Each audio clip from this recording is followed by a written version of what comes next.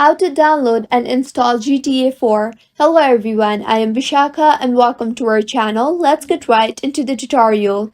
In order to download and install GTA 4 in your PC, open your preferred browser first. In the search bar, search for GTA 4. Scroll down and find the store.rockstargames.com link to download GTA 4 further.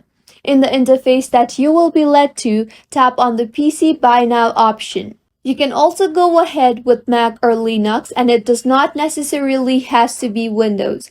Once you have tapped on Buy Now, enter your Gmail and password of your social club account and tap on the Sign In button. Once you tap on Sign In, you will be asked to enter your credit card or debit card details to purchase the game further. So go ahead and enter that.